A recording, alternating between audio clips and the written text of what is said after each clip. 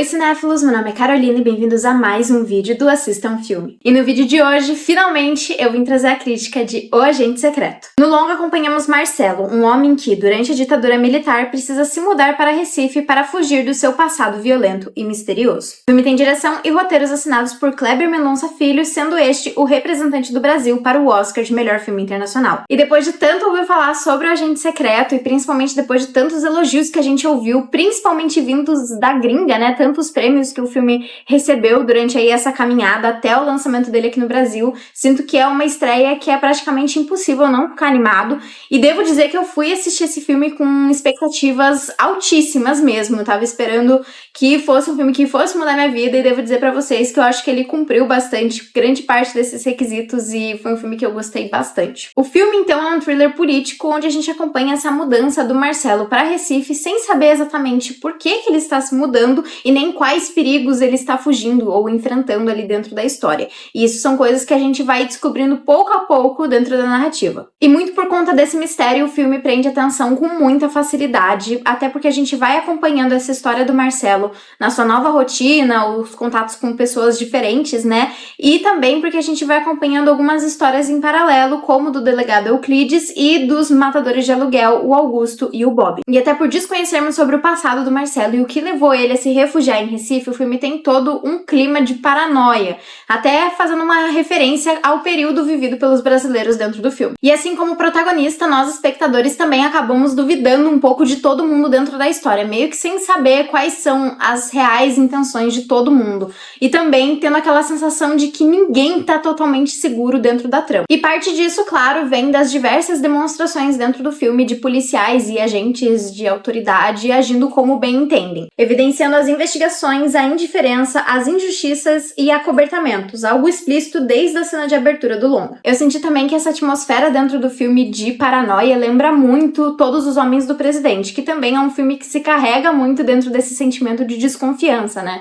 Que ali demonstra essa sensação vivida pelos estadunidenses durante a Guerra do Vietnã e eventualmente durante o escândalo de Watergate, né? Essa sensação de não poder confiar no governo e nas autoridades, né? E aqui durante o período que se passa o filme. E além de uma trama já extremamente vívida, o visual do filme também segue nessa mesma temática, nos transportando para o Brasil de 1977 durante o Carnaval. E aqui, muito por conta de também se utilizar desse tema de investigação, o filme me lembrou bastante o longa Infiltrado na Clã, que também se passa no mesmo período, só que lá nos Estados Unidos, que também traz essa coisa de cores vibrantes, uma trilha sonora extremamente marcante, e acho que os filmes, de certa forma, tem algo muito em comum, que é essa sensação de que ninguém nunca está seguro. Em ambos os filmes, sendo a pessoa que está menos segura justamente o protagonista. E assim como os outros longas do diretor, aqui em Agente Secreto também existem diversas homenagens ao cinema, inclusive ao próprio cinema como lugar, né, mostrando nos cinemas lá de Recife, e também a outros filmes, principalmente os filmes que marcaram a década de 70, aqui especialmente falando sobre Tubarão. E para além da ligação cômica que o diretor faz com o filme de Tubarão, também ligando a questão de mito e folclore, né, algo que é muito comum aqui da nossa cultura brasileira, eu sinto que uma coisa que o diretor também faz e cria essa conexão com o filme do Steven Spielberg é justamente que ambos retratam momentos sombrios em que é necessário encarar os monstros. E um dos principais temas do longa é a memória, tanto de acontecimentos, especialmente por se passar durante a ditadura militar, mas principalmente da identidade, visto que aqui o personagem de Wagner Moura faz parte de um programa de proteção, vivendo sob o nome de Marcelo. E o próprio filme referencia essa questão da memória e da identidade várias vezes, tanto que o Marcelo, a pedido dele, vai trabalhar em um lugar que faz justamente identidades. Assim, a história fala como a identidade pode ser perdida e esquecida, mas que ela também pode ser relembrada. O que a gente vê tanto na trama do próprio Marcelo, né, as coisas que ele faz ali nesse centro de identidade, mas também com algumas cenas que se passam durante o futuro, em que uma jovem está escutando fitas que documentam ali toda a história que o Marcelo passou. Eu acho que um paralelo interessante que dá pra gente tirar desse filme, ou pelo menos foi algo que eu pensei muito, é justamente em outro filme de 2025 também nacional, que é o longa Vitória, que lá mais pro final do filme, justamente fala que a Vitória tem que entrar num programa de proteção e também mudar de nome e de identidade, que é algo que ela reluta muito, justamente porque ela trabalhou tanto, conquistou tantas coisas, passou por tanto pra ter aquela identidade dela e de repente ela tem que abandonar tudo e morar em outro lugar e ser reconhecida por outro nome, e que é algo muito difícil, né? E como a identidade é algo que é muito importante pra gente. Eu acho que aqui o personagem do Marcelo passa por algo um pouco parecido. E não só isso, mas acho que dá pra conectar os dois filmes também pela questão de relembrar a identidade, a memória, né? E em Vitória isso acontece principalmente não só pelo trabalho jornalístico do que aconteceu ali na época, dali o que conta a história do filme, mas também pelo próprio filme em si, né, que deixa marcado na história a identidade da Vitória e tudo que ela fez e tudo que aconteceu com a vida dela. Então, com isso, o filme faz uma referência a um próprio agente secreto, né, que nesses filmes de espionagem muitas vezes tem que largar tudo, meio que deixar, se correr pra algum lugar sem rastros, assumir uma nova identidade pra conseguir espionar, né, mas aqui conta essa história de como que isso acontece quando uma pessoa é obrigada a assumir, a não deixar nenhum rastro, a desaparecer mesmo e assumir essa nova identidade. E claro, até por ter sido premiado em Cannes, o ator Wagner Moura é um dos grandes destaques dentro do filme, até por ser o protagonista. Acho que ele consegue trazer um personagem que nos atrai já desde o início, meio que já pega a gente pra acompanhar a história junto com ele e que já capta a nossa empatia pra se importar com ele até o final da trama, muito por conta do carisma e do charme do ator, né? E é muito legal que dentro da história a gente acaba descobrindo que o Marcelo já passou por Recife, mas que nessa chegada dele com uma nova identidade, ele chega ali pra cidade quase com um ar de forasteiro mesmo, cobrindo, assim, essa identidade de novato, né, e indo descobrindo um pouco das pessoas ali ao seu redor, né, tanto as pessoas do seu trabalho, do prédio, que convivem ali no seu cotidiano. E é interessante que todo momento dentro do filme, o personagem do Wagner Moura tem um tom muito melancólico.